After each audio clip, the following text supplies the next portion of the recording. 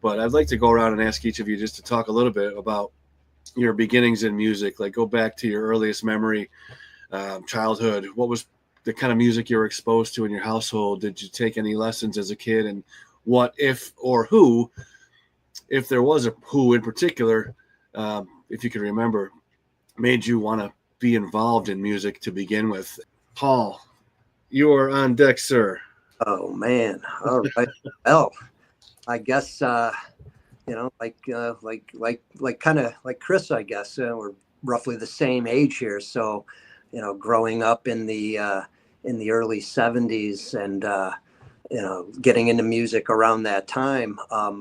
My parents weren't huge music listeners, but we had it in the house. My dad had a bunch of albums and 45s that were just kind of lying around. I don't recall really like listening too much music, say as a family, but I remember my early remembrances of the music scene at home was just digging in the attic or through his record collection and just picking out 45s and picking out albums. I remember listening to the Beach Boys, actually, I think was probably the first band that I actually got into, which was one of his albums. But, and I liked it. And I guess I wasn't sure what I liked at that point when you're that young, 7, 8 years old, right? You're still, you're just discovering all this. So, what do you really like yet? So, but I guess it hit me probably around that same time when I'm digging. I remember coming across the Kinks 45 with "You Really Got Me" and the single "All Day All Night," and just hearing actually the sound of the guitar that caught me more than anything. Hearing that sound that was obviously unlike like the Beach Boys or the Beatles or anything like that, and you're going, "Wow, this is like heavy," whatever that means, I guess at that point, right? So that was when I really started feeling that I'm liking something a little more gritty, a little more edgy, and it just took off from there. Soon after that is being a 9-year-old boy. Kiss was my band. They were all over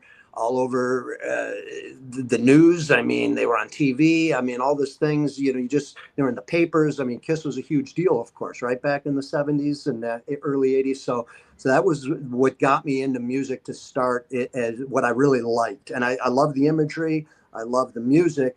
And I wouldn't even say I was thinking to say Peter Criss was my favorite drummer. It was just more of what they were doing, the sound, the look. And that was my first concert. Saw Kiss in '79, a Dynasty tour, and that changed my life in that regard of wanting to go, wow, this is amazing. This is I'd love to be doing this. This is what I be a part of the music in some extent. I still wasn't fully aware at that point what I was going to do. Obviously, as a 10-year-old. So as time went on, Slacker.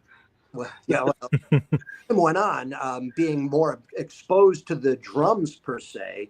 My uncle actually was a drummer in a polka band in Buffalo, New York. And I remember watching him play, and him and his band, we'd go over to my uncle's house and they'd be playing in the garage from, say, my cousin's birthday party or whatever. And just, sitting and watching the drums or any band, but the drums, seeing them that close, no matter what the style of music, I guess at that point, it was very intriguing. I was enthralled. I was captivated by the drums, the movement, whatever it was. But I was captivated by just watching the drums, and seeing my uncle play it firsthand like that was pretty remarkable. And my immediate cousin was 2 years older than me, was a drummer as well at that point. So we were becoming teenagers. I'm like 12 years old. He's 14 or what have you, and he's got his own drum set, and I'm able to go down in his basement, watch him play the drums, and maybe fiddle around a little bit. But so that's when the drums kind of started with me. But yet I wasn't sure what I was doing. I played guitar first. I think around 12 years old. I did take formal lessons for a couple of months. I learned on an acoustic guitar, and I thought I'd be a guitar player. That's what I was kind of gravitating a little bit more to at that point. But I fell out of that. I was playing an acoustic, man. I wanted to jam out. I wanted an electric guitar. I wanted to make noise, and as a 12-year-old, the acoustic just wasn't appealing to me as as it could have been, I suppose. And so I stopped doing that. And a couple of years later, as I got older and older, and then the music scene starts changing. Like Mike said it best, Metallica. I mean, what a game changer. I mean, witnessing when they came out, and you're loving the bands that are already prior to them, like Chris saying, your Led Zeppelins, your Deep Purples, and Black Sabbath, and for me, it started to become Judas Priest and Iron Maiden and all that. But when Metallica came out, that was just a game changer, of course, and it's just it blew our minds, right? It changed me as a person, as an aspiring musician, to want to really kind of go in that direction of loving that, listening to that. So. I'm a latecomer to the drums, so to say. I guess I didn't get my first drum kit until I was 16. So when I'm hearing Metallica for the first time, I'm still in that stage of air banding in my room, and just kind of like going to concerts, of course, headbanging, but not really messing around in a band form or in a music form, other than when I played the guitar for a little bit. But Metallica changed the game, and I remember seeing them in 1985, and that was a game-changing another experience as well. Seeing Ride the Lightning tour in a small bar in Buffalo with Cliff Burton there, Ride the Lightning tour. I mean, just like unbelievable. Made me really want to do this for sure. So it was soon after that, then I ended up having my drum set, buying my first kit, and me and my friends were just like, hey man, we got to start a band. We love this so much. We need to start a band, and then that's what we did. And it was actually the first couple of guys, the original guys in Cannibal Corpse, our original guitar player Bob Rousset, and Chris Barnes, original singer, and another friend of mine, good friend of mine, Rich. We started a band, and we just jammed in my parents' basement and went through crappy cover songs, versions, I should say, of Celtic Frost and Accept, and any of the easier stuff we thought was easier, I suppose, to be able to just kind of like try to build our chops, because like Chris, I was self-taught at that point. Yeah, I never took one lesson ever in my life for drums. I was just all by listen, just trying to mimic what I heard, and just jam out. So that's how we kind of learned, or how I learned. It was just by getting with the guys, start jamming out.